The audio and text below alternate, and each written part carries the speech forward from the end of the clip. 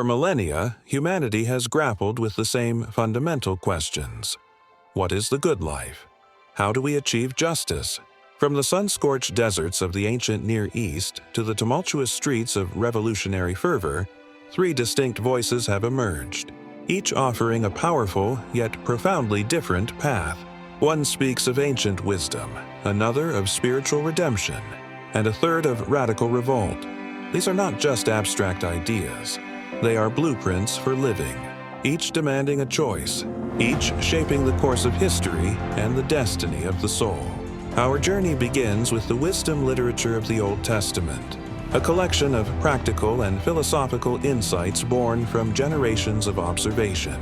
Proverbs lays a foundation built on diligence and the fear of the Lord, a guide for navigating the complexities of daily life with honor and skill.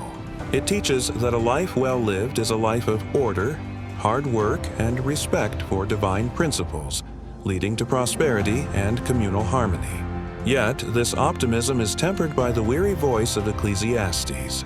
The preacher, having tasted every earthly pleasure and achievement, declares it all vanity, a chasing after the wind. He surveys the endless cycles of labor and ambition only to find them hollow. In this profound skepticism, a different kind of wisdom emerges. The value of finding simple joy in God's everyday gifts, a quiet contentment found not in accumulation, but in acceptance. Centuries later, a new figure walks the hills of Galilee, his message shifting the very ground of religious understanding. Jesus of Nazareth speaks not of external adherence to law, but of an inward revolution of the heart. The teachings of the Sermon on the Mount introduce a radical new ethic. Blessed are the meek, the merciful, the peacemakers. This is the path of redemption. It doesn't discard the old wisdom, but deepens it, turning the focus from outward action to inner motive. Where Proverbs might caution against adultery, Jesus warns against lust in the heart.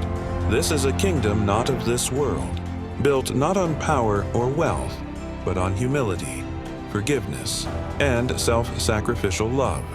A spiritual transformation that redefines strength and subverts worldly values. From this spiritual upheaval, another, more worldly form of revolution draws its fire.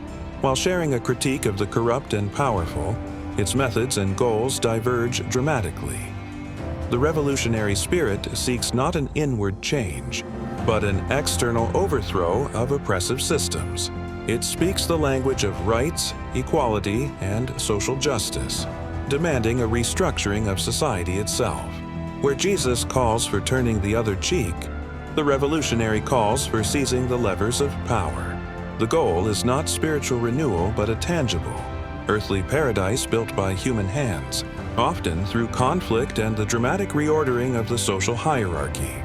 It is a powerful vision of justice, but one defined by material conditions and societal structures rather than the state of the individual soul. So we are left with three distinct paths to a better world, each originating from a deep yearning for meaning and justice. One seeks harmony through disciplined wisdom and reverence. Another pursues it through spiritual rebirth and radical love. The third demands it through societal confrontation and structural change.